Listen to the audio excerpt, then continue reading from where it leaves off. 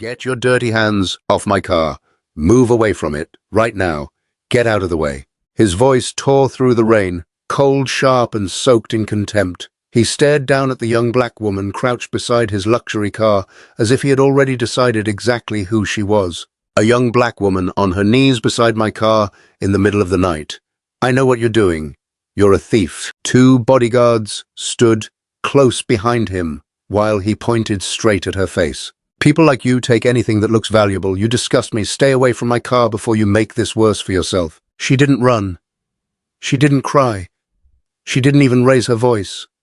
Instead, she slowly lifted one hand and showed him what she had found beneath the vehicle. The color drained from his face. What she was holding wasn't stolen property. It was the thing that could have ended his life, and the woman he had just insulted was the one who had saved him. Talia Brooks hadn't slept more than 4 hours a night in 3 years. She had no idea that the night ahead of her would become the longest and most important night of her life. The alarm didn't wake her that morning. She was already awake, staring at the ceiling and counting the cracks in the plaster. Counting was easier than thinking. Thinking led to worrying, and worrying had never paid a bill. She swung her legs over the side of the bed. The worn linoleum felt like ice against her bare feet. A small space heater hummed in the corner. It hadn't worked properly since the previous winter, but she kept it running anyway. The sound made the room feel less empty. The row house was narrow, with 2 bedrooms, 1 bathroom, and a kitchen barely larger than a closet. The wallpaper was peeling. The faucet leaked. Talia had repaired it 3 times with tape. The place smelled like instant coffee and old wood. Medical bills covered part of the refrigerator door, held in place by cheap magnets. There were 5 of them. Some carried red overdue notices. Together, they added up to more than $22,000. Talia didn't need to read them anymore. She knew the total by heart. It followed her everywhere like a shadow that never left. She poured herself coffee, took 1 sip, and walked quietly into the next room. Grandma Eleanor was asleep. She was 71 years old, living with diabetes and the early stages of kidney failure. The oxygen machine beside her bed gave off a soft, steady hum. Talia's father, Calvin Brooks, had been a mechanic with army training. He had the kind of hands that seemed able to repair almost anything. After he died, Talia's mother held on for 2 more years before cancer took her quietly while Talia was still in school. During the day, Talia worked at Palmer Auto Body, a repair shop 6 blocks from home. She handled intake forms, answered phones, prepared estimates, and filed invoices. She was the only woman on staff and the only black employee. The mechanics treated her politely enough, but mostly as if she were part of the furniture. What they didn't know was that Talia understood engines better than half the men working under the lifts. During one shift, she overheard a mechanic tell a customer that the problem was a bad brake caliper. Talia glanced toward the vehicle and noticed the pattern of fluid beneath it. "That's not the caliper," she said quietly. "That's a fractured brake line. Look at the way the fluid is dripping." The mechanic stared at her, rolled his eyes, and turned away. But the shop owner, Warren Palmer, had heard her. He checked the car himself. Talia was right. Warren didn't thank her. He didn't nod. He didn't even acknowledge what had happened. He simply walked away. But he remembered. At night, Talia worked at Marlowe's, a small Italian restaurant in a nicer part of the city. She cleared tables, carried dishes, wiped booths, and did whatever needed to be done. The tips were small. The shifts were long. She took the bus in both directions, and the ride took about 40 minutes each way. Between work and home, Talia had one quiet ritual. Every evening, she stopped at the house next door. Odessa Reed was 80 years old and lived alone with an oxygen tank beside her chair. Talia brought whatever food she could spare. Sometimes it was rice and bread. Sometimes it was half a sandwich from the restaurant. She never stayed long. She checked the oxygen, fixed the television remote if it acted up, made sure Odessa had water beside the bed, and then headed home. Odessa always told her the same thing. "Girl, you carry too much for someone so young." And Talia always gave the same answer. "Carrying it means I'm still strong enough." She didn't say it like poetry. She said it like a fact. Before leaving home each morning, Talia opened the top drawer of her dresser and took out an old military green multi-tool. It was scratched, worn, and faded from years of use. It had belonged to her father. Calvin had carried it every day during his army service and every day at the shop afterward. It was the last thing Talia had that still felt connected to his hands. She didn't use it often, but she carried it in her backpack like a heartbeat. It reminded her she was, where she came from, and what her hands had been taught to do. She slipped it into her bag, looked once more at the medical bills on the refrigerator, drew a slow breath and stepped outside. Talia Brooks was 22 years old. She had no savings, no college degree, and no safety net. She had a sick grandmother, a job that seemed to lead nowhere, another job that exhausted her, and a backpack carrying the tools of a man she missed every day. But she still had something many people lose along the way. She believed, quietly and stubbornly, that being good still mattered. She believed kindness wasn't weakness. She believed steady hands could still fix something, even when everything around you felt broken. She had no idea those steady hands were about to be tested in a way she could never have imagined. Near the end of a long restaurant shift, rain hammered the city. It wasn't gentle rain. It struck the pavement hard and cold, blowing sideways between buildings and cutting through jackets as if the fabric weren't there. Talia wiped down her final table. The restaurant was nearly empty. A couple in the corner was paying their check. The kitchen was shutting down, and the air smelled of garlic soap and hot metal cooling on the stoves. She untied her apron, folded it, and tucked it into her bag beside her father's multi-tool. Her shoulders hurt, her feet hurt even more. She had already worked 8 hours at the garage and another 5 at the restaurant. She could feel every hour in her legs. She said goodnight to the cook, pushed through the back door, and stepped into the alley. The cold hit her like a wall. The alley was narrow, with dumpsters along one side and a single overhead light that buzzed and flickered above the wet pavement. Puddles filled the cracked concrete. Rain drummed against the brick walls. Then she saw the car. A black Rolls-Royce Cullinan sat near the alley entrance. The engine was off, and the hazard lights flashed orange through the rain. The vehicle looked as though it cost more than every house on Talia's block put together. 2 men in dark suits stood near the front entrance of the restaurant. They had broad shoulders and held their hands calmly in front of them. They weren't waiting for a table. They were watching the street, scanning it with the attention of trained soldiers. Talia didn't give them much thought. Wealthy customers came through Marlowe's all the time. She pulled her hood over her head and started toward the bus stop. Then something made her slow down. As she passed the rear of the Rolls-Royce, she noticed a faint red light beneath the rear quarter panel near the wheel well. It blinked with a steady rhythm. Most people would have kept walking. Most people wouldn't have noticed it at all. But Talia had grown up crawling under cars beside her father. She knew what belonged beneath a vehicle. She knew the wires, brackets, hoses, and lines. That blinking light didn't belong there. She stopped and looked around. The 2 suited men had gone inside. The alley was empty except for Talia and the rain. She crouched beside the car. Cold water immediately soaked through the knees of her jeans. She leaned lower, peered under the chassis, and felt her breath catch.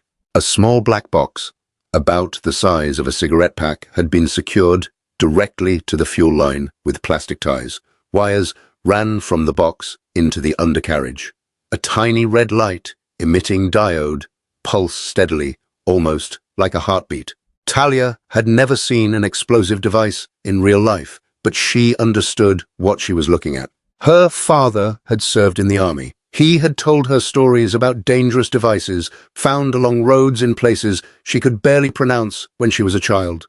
He taught her what to notice and, just as importantly, what never to touch. Now she was staring at something that matched those warnings almost perfectly. Her thoughts raced. She should call the police. She should move away. She should get as far from the car as possible. Every instinct in her body told her to walk away. This wasn't her problem. She didn't know who owned the car. She didn't know why someone wanted that person dead. She didn't know whether the device was controlled by a timer or by a remote trigger. She didn't know whether touching it could be the last thing she ever did. But she remembered her father's voice. If you see something wrong, and you know how to help, and you choose to walk away, you'll carry that choice with you wherever. Talia reached into her bag and pulled out the old multi-tool. Her hands were numb. The metal was slick from the rain. Water ran down her face and into her eyes as she carefully began cutting through the first plastic tie. Then the restaurant door flew open. Dante Valenti stepped into the rain.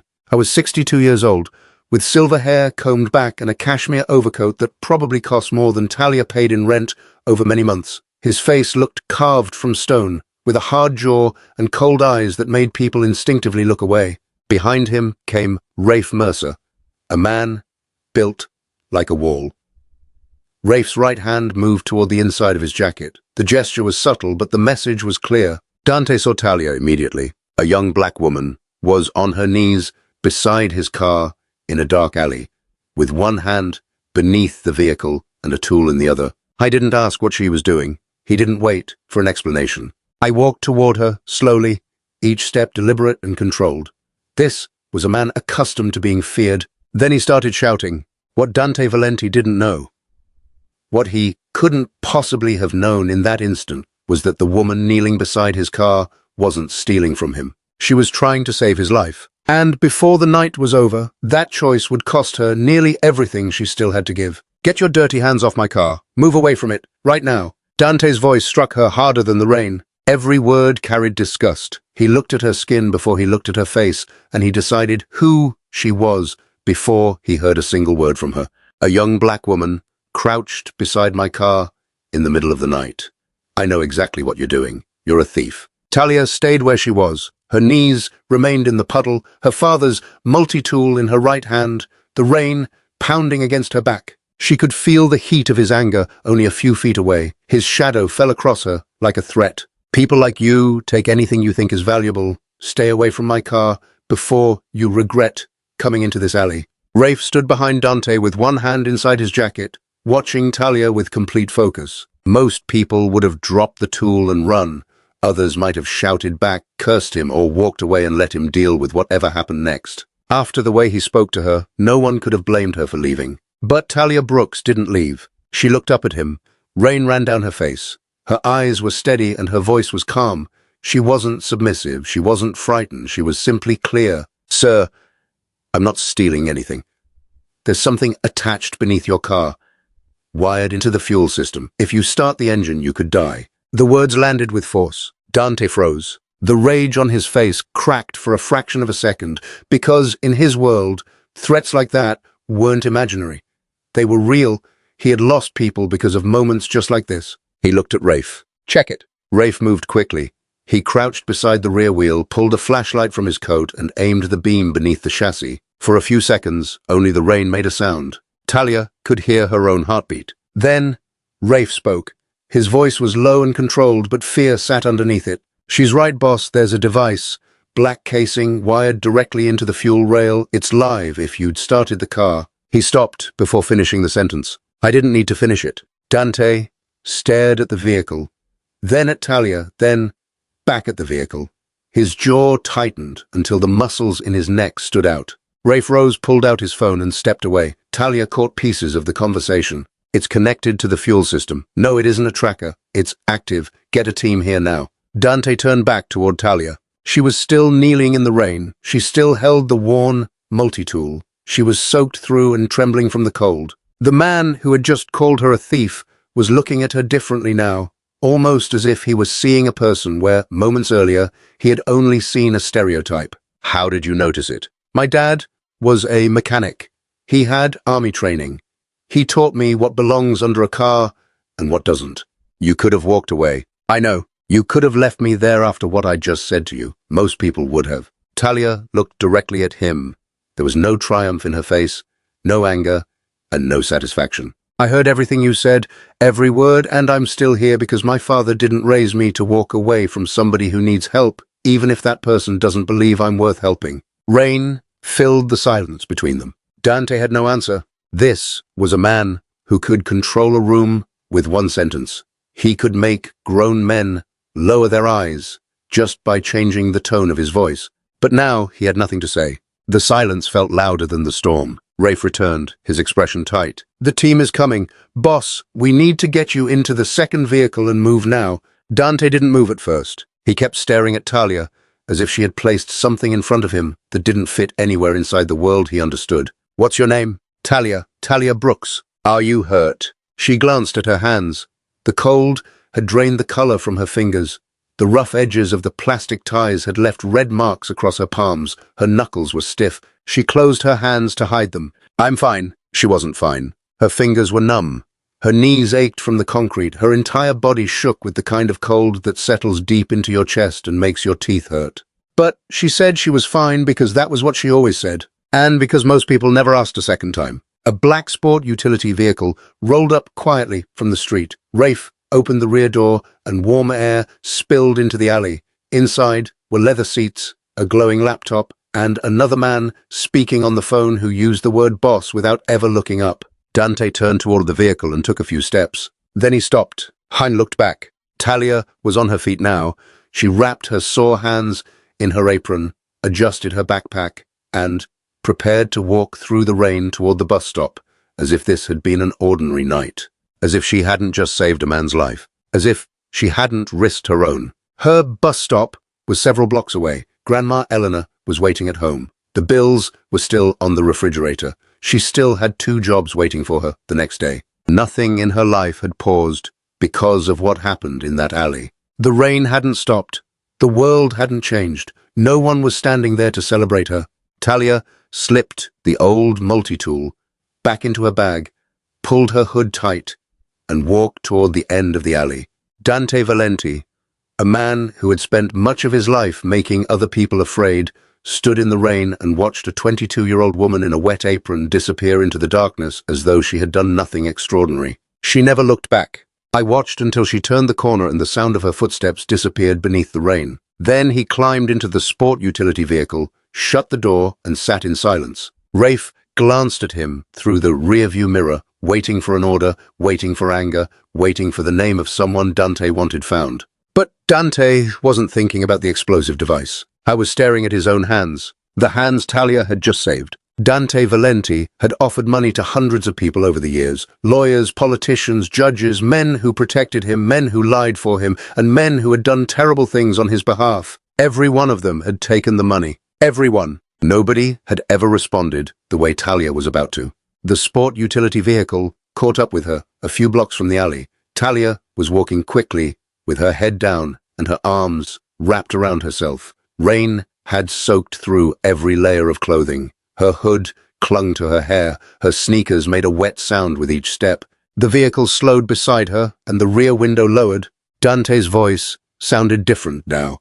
He wasn't shouting. He wasn't commanding her the way he had before.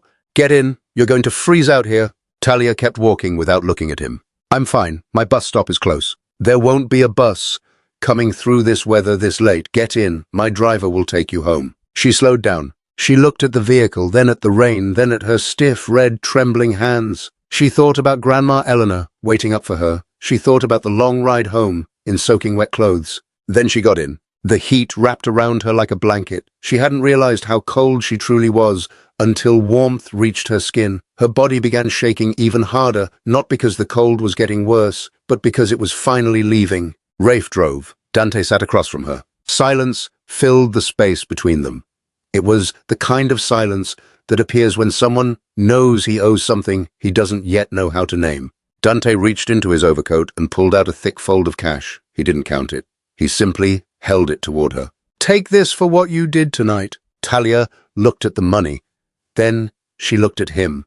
Then she looked back at the money. She shook her head. "No, thank you." Dante leaned forward. "You don't understand what you just did. That device, if I had started the car." "I understand exactly what I did." Her voice wasn't angry or proud. It was steady. "But I didn't do it for money. I did it because it was the right thing to do. Everyone says that. Nobody means it. I mean it." Dante studied her face, searching for a hidden motive, an angle, a request she hadn't made yet. In his world, everyone wanted something. Everyone had a price. Generosity was usually a disguise. Kindness was usually a transaction. But Talia's face held no performance and no expectation. She was simply a tired, 22-year-old woman who wanted to go home. Dante lowered the money slowly, almost as if the cash had become heavier in his hand. Then he reached into his breast pocket and removed a business card made from thick, cream-colored stock. There was no company name and no title, only a phone number printed in dark ink. In one corner was a small crest showing a lion holding a key. He offered it to her. "If you ever need anything at all, call that number, day or night." Talia took the card and glanced at it for barely a moment. She slipped it into her apron pocket, the same way someone might tuck away a receipt without thinking. She had no idea what she was holding. When the vehicle stopped outside her row house, Talia opened the door. Cold air rushed inside. "Thank you for the ride." She stepped out, shut the door, and climbed the porch steps. She never looked back. Behind the tinted glass, Dante watched her disappear through the front door. Rafe glanced into the rearview mirror. "Where to, boss?" Dante didn't answer immediately. He kept looking at the row house, at the peeling paint, the crooked mailbox, and the porch light that flickered as if it were barely holding on. A woman who lived in that house, on that street, had just saved his life and had asked him for nothing. Nothing. Dante looked down at the cash still in his hand. For the first time in a very long time, money felt completely useless. "Home," he said quietly. "Take me home." Talia went to sleep, believing the whole thing was over. It had been strange, frightening, and unforgettable, but finished. She was wrong, because Dante Valenti did not forget debts, and he never allowed one to remain unpaid. The next morning, Talia returned to Palmer Auto Body and stepped back into the same routine. The same desk, the same intake forms, the same phones ringing, the same mechanics passing by without really seeing her. Her hands were still sore from the night before. The red marks, left by the plastic ties, had faded into thin, pink lines across her palms. Whenever someone walked past, she curled her fingers inward and kept the marks out of sight. Later that morning, she noticed something through the front window. A black sedan was parked across the street. The engine was off, the windows were darkly tinted. It hadn't been there when she arrived. Now it sat perfectly still, quiet enough to feel watchful. Talia stared at it for a moment. Then a customer came through the door, and she returned to work. The sedan stayed there for hours. Around the middle of the day, a delivery truck stopped outside the garage. The driver carried in a large box with no return address and no shipping label. Talia's name had been written across the top in black ink. Warren Palmer looked over from the office. "Did you order something?" "No." Talia opened the box carefully. Inside, fitted into thick foam, was a brand new professional mechanics toolset: wrenches, ratchets, sockets, torque handles, every piece polished and arranged perfectly. It was top quality. The kind of set that cost more than $2,000. A small white card rested on top. There was no logo and no full name, only a short message in neat handwriting: "For steady hands." Beneath it were the letters D and V. Talia stopped breathing for a second. She read the card again. The letters D and V. She thought about the man in the rain, the silver hair, the expensive coat, the cash she had refused, the cream-colored business card she had barely looked at. She reached into her bag and found that card. The lion, holding a key, was still printed in the corner. Then she saw the name she hadn't bothered to read the night before: Dante Valenti. That evening, Talia sat in her usual chair at Odessa Reed's house.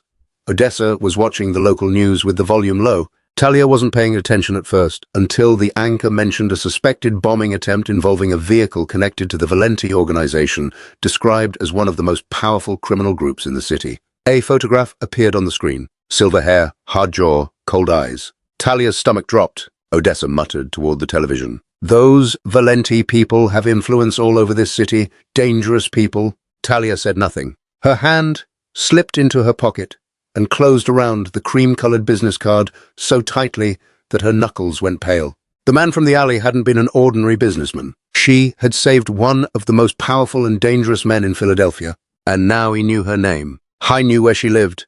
He knew where she worked. And someone connected to him had been sitting across the street from the garage. The question wasn't whether Dante Valenti was dangerous. Talia could already guess that from the car, the bodyguards, the explosive device, and the authority in his voice. The real surprise was what her act of kindness had awakened inside him, and that had everything to do with someone Dante had lost. That same night, behind iron gates, at the end of a long gravel drive, Dante sat in the study of his estate.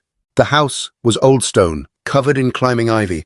It carried the kind of wealth that didn't need to announce itself. Inside the study, oak bookshelves stretched from floor to ceiling. Oil paintings hung in heavy gold frames. A glass of whiskey sat on the desk, half full and untouched for so long that the ice had melted. Dante still wore the same overcoat from the alley and hadn't changed. He had barely spoken during the ride home. Rafe stood near the door and waited. She had seen Dante furious. He had seen him cold. He had seen him dangerous. And he had never seen him like this. "We traced the device," Rafe said carefully. "It came from Declan Voss's people." Dante didn't react. He didn't slam his hand on the desk. He didn't curse. He didn't demand revenge. The name should have enraged him. Declan Voss had been circling Dante's territory for 2 years, looking for a way to take everything Dante had built. But Dante wasn't looking at Rafe. I was looking at a photograph in a silver frame on the corner of the desk. A young woman in her early 20s smiled back from the picture. She had dark hair, bright eyes, and a graduation cap tilted slightly on her head. Her eyes looked like Dante's, but warmer, softer, full of something his had lost long ago.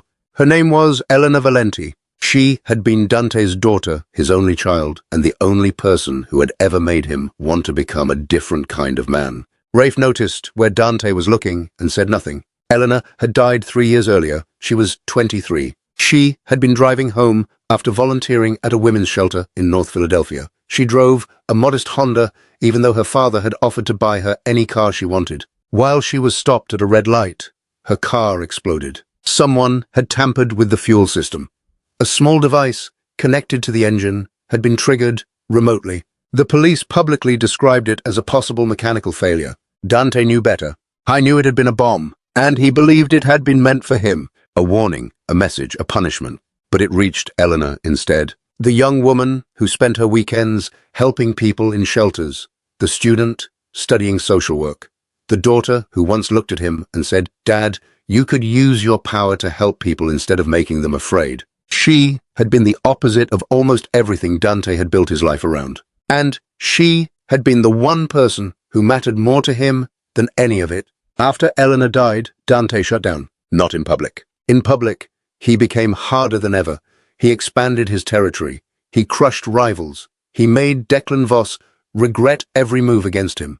But privately, behind the locked door of his study, something inside him stopped. He stopped eating dinner at the table. He stopped sleeping in his bedroom. He stopped answering calls from the few people who might once have been called friends. Night after night, he sat in that chair, drank whiskey, and stared at Elena's photograph. Until now. Dante picked up the silver frame and held it beneath the desk lamp. Eleanor's smile, her graduation cap, her eyes. Then he thought about the woman in the alley. She was about Elena's age, he said quietly. Rafe remained silent. He already knew where Dante's thoughts had gone. He had known since the rain. Eleanor would have done the same thing, Dante continued. She would have gone under that car. She would have helped a stranger. She wouldn't have asked for anything. His thumb moved slowly along the edge of the frame. Eleanor died because of a bomb in a car. A car nobody checked, a device nobody saw. His voice cracked, barely enough to notice. And tonight, this woman nobody would have looked at twice, found a bomb under my car. She saw what nobody else saw. She did what nobody else did. The parallel was almost unbearable. Eleanor had died because an explosive device went unnoticed. Talia had saved Dante because she noticed the device everyone else had missed. Dante's daughter had been killed by the same method that nearly killed him. And the person who saved him carried so much of what Elena had been. Young, kind, brave, invisible to people who didn't bother to look closely. Talia had helped him, even after he had humiliated her and reduced her to a cruel assumption. Rafe had worked beside Dante for 19 years. He had seen wars between crews, funerals, losses, and betrayals. I had never seen tears in Dante Valenti's eyes. I saw them now. Dante picked up his phone and made a call. His voice was controlled again, but something beneath it had changed, as if a crack had opened in a wall that had been sealed for years. "I want everything you can find on Talia Brooks, where she lives, where she works, who she takes care of, what she needs. Bring it to me by morning." Rafe stepped closer. "What are you going to do?" Dante looked at Elena's photograph one more time. "Something my daughter would have done. Set the frame down with unusual gentleness, like he was placing something sacred back where it belonged." For the first time in years, Dante left the study before the night was over. Talia believed the tools were the end of it. A strange gift after a frightening night. Expensive, generous, and unexpected, but still only a gift. She was wrong. What Dante had in mind wasn't simply a present.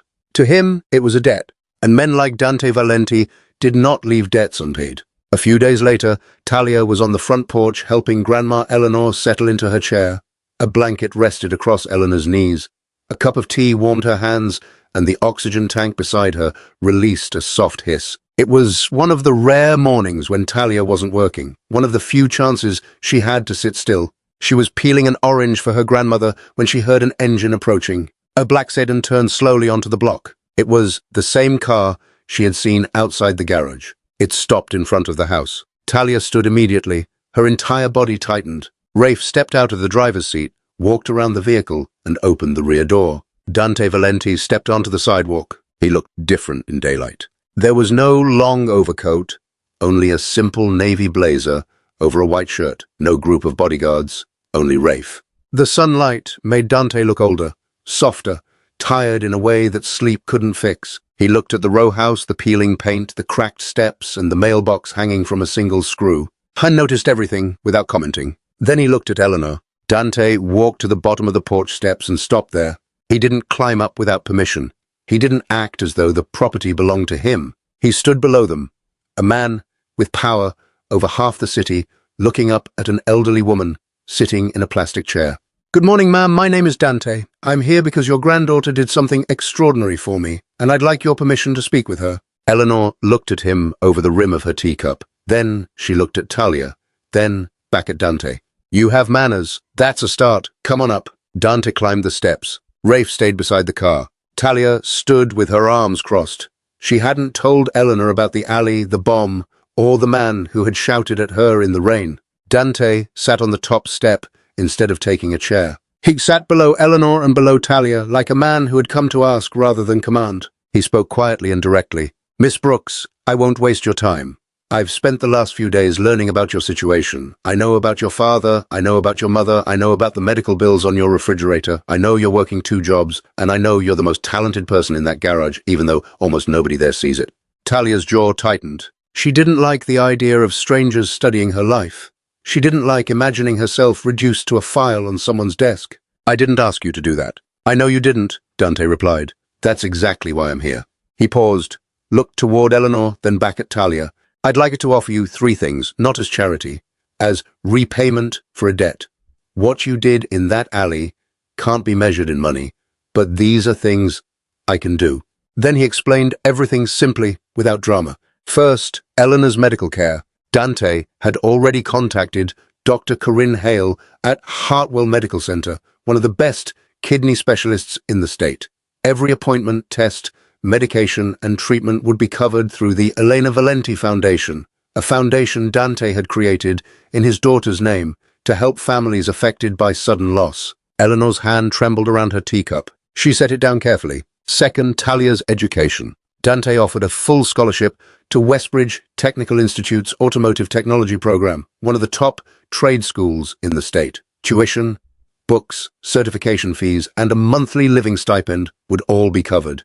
It would be enough for Talia to leave one of her 2 jobs and focus on training. Talia's arms slowly uncrossed. She stared at him. Third, Dante said, a future. After Talia graduated, he would finance the opening of her own auto repair shop in her neighborhood. It wouldn't be charity. It would be a business investment. Talia would own the shop completely. Dante would provide the startup money and cover the first year of rent on a vacant storefront he already owned nearby.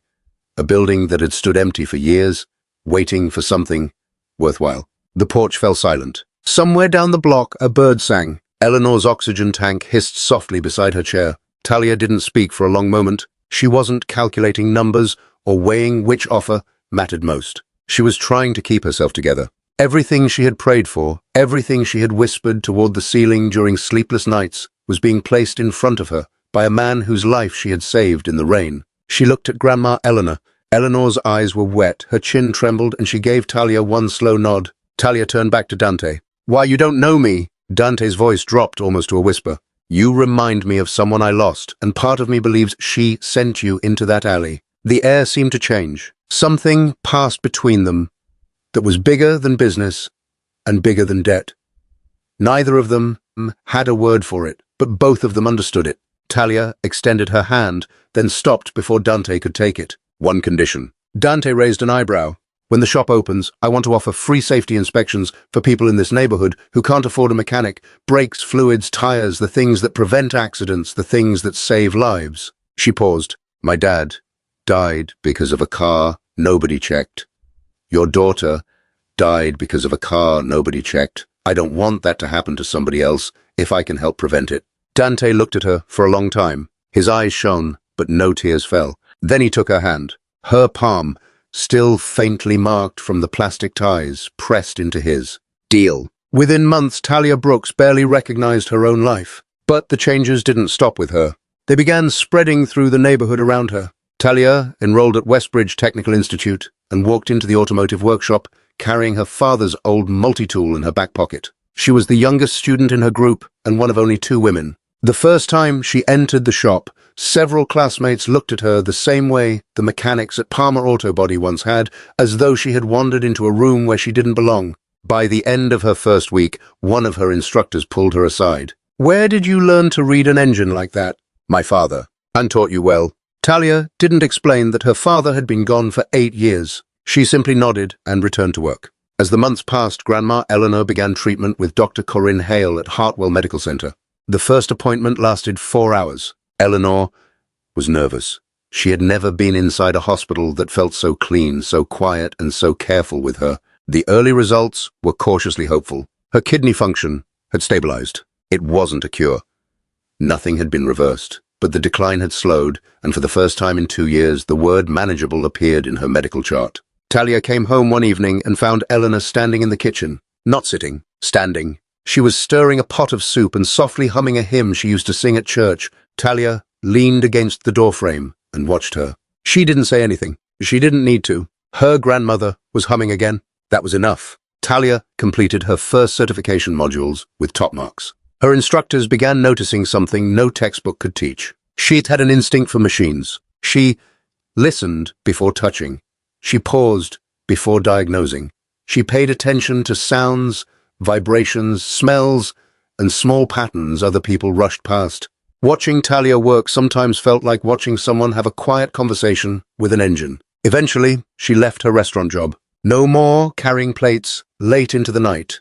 No more long bus rides home in soaked clothes. She kept working part-time at Palmer Auto Body, but her role changed. She wasn't sitting behind the intake desk anymore. She was on the shop floor as a certified technician, under the lifts, inside the engine bays, doing the work she had always been capable of doing. Warren Palmer gave her a proper uniform with her name stitched across the chest. The mechanic who once rolled his eyes when she diagnosed the fractured brake line now came to her station to ask questions. Talia answered every one of them. No smug smile, no revenge, no need to prove anything, just steady hands doing steady work. Later, Brooks Auto Care opened its doors on a corner lot in Talia's neighborhood. The building had sat vacant for 6 years.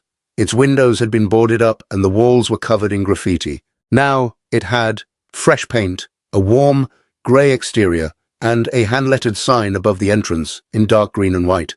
Inside were 2 professional lifts, a clean waiting area with simple chairs and free coffee, and a small shelf of children's books for parents who had nowhere else to leave their kids while their cars were being serviced. On opening day, a line stretched around the block. People weren't there because every one of them needed a repair that morning. They came because they wanted to see the place for themselves.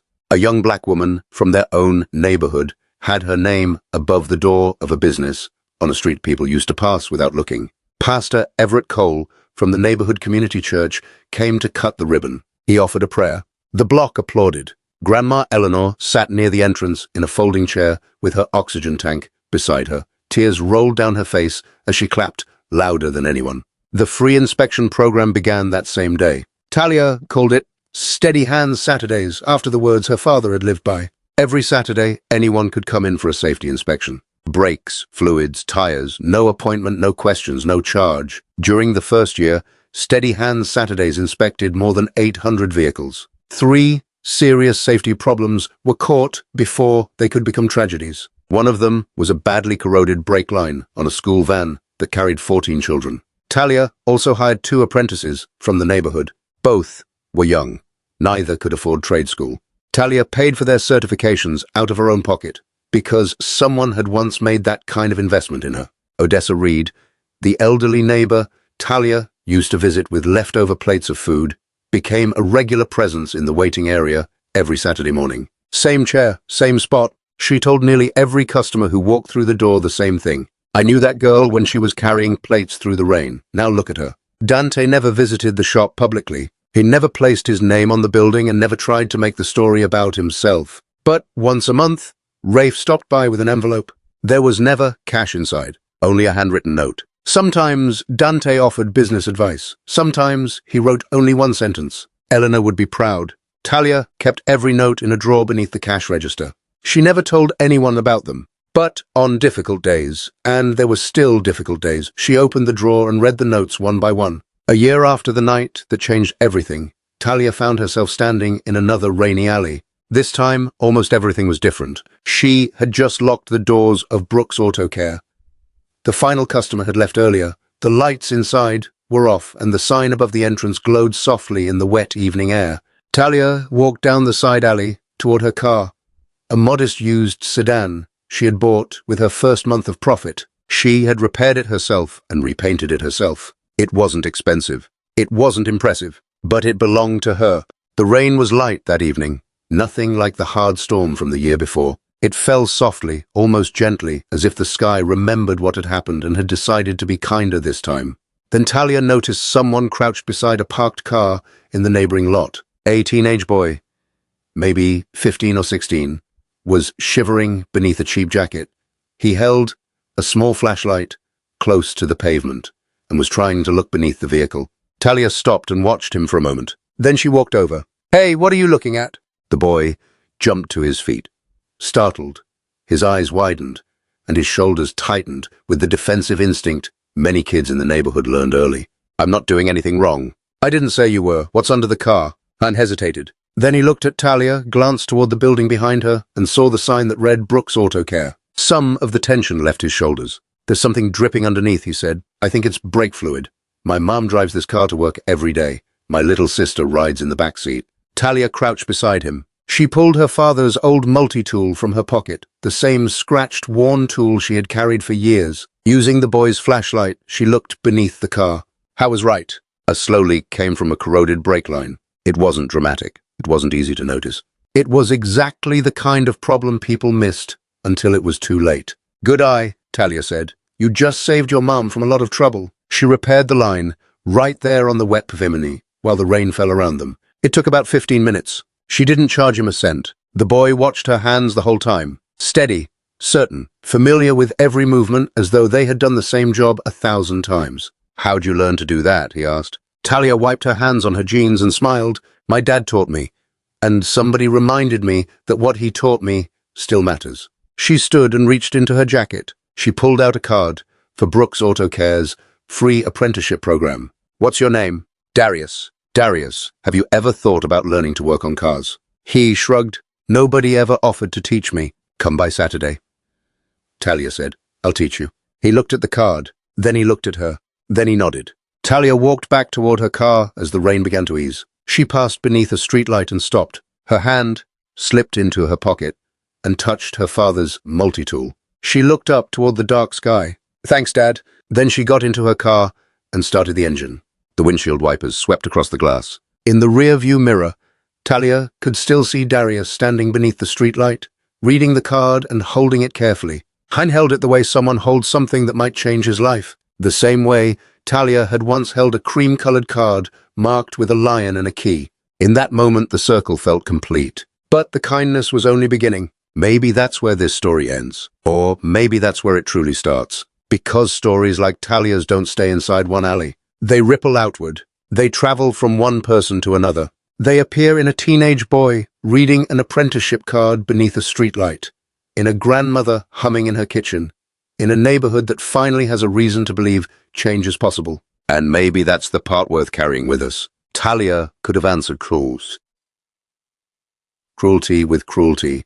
She could have decided that Dante's words made him unworthy of help. She could have walked away and told herself it wasn't her responsibility. Instead, she made a different choice, not because Dante had earned her kindness, but because she wanted her own actions to reflect the person she had chosen to become. That doesn't mean we should ignore harm accept disrespect, or forget the importance of boundaries.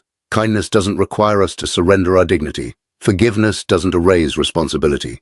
And compassion doesn't mean pretending that hurtful choices have no consequences. What Talia showed was something quieter and stronger. She refused to let someone else's bitterness decide what lived inside her heart. Dante, in turn, had to face the weight of his own choices. Being saved by someone he had judged so quickly forced him to see how wrong he had been. He couldn't undo the words he had spoken, and he couldn't bring back the daughter he had lost, but he could choose what to do next. He chose to use some of his power to open doors instead of closing them. Talia chose to turn that opportunity into something larger than herself. Then, Darius received the beginning of a chance, because Talia remembered what it felt like when someone finally saw her potential. That's how change often happens. Not through one perfect person making one perfect decision, but through ordinary people choosing, again and again, to be a little more responsible, a little more compassionate, and a little more willing to help when they can. Our choices leave traces in other people's lives. A cruel word can stay with someone for years. So can an act of patience. A careless decision can create pain, so can a thoughtful decision create possibility. We don't always get to choose what happens to us, but we do get to choose what we pass forward. Sometimes, the strongest thing a person can do is remain decent without becoming naive, forgive without forgetting the lesson, accept a second chance without wasting it, and use whatever they have to make the road a little safer for the person coming behind them. Talia's steady hands repaired more than machines. They carried her father's lessons forward. They gave her grandmother hope. They gave a neighborhood something to believe in. They gave a teenager a door he hadn't known existed. And they reminded a powerful man that strength without humanity is incomplete. If this story made you feel something, or made you stop and think for even a moment, share it with someone who might need that reminder today. And if you enjoy stories about ordinary people making extraordinary choices, subscribe to the channel and stay with us for more. I'd also love to hear your thoughts.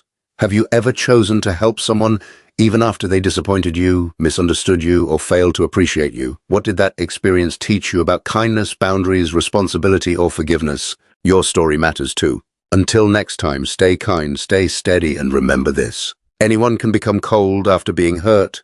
Anyone can let anger take over, but holding on to your values while still protecting your dignity takes real strength. That's not weakness. That's character.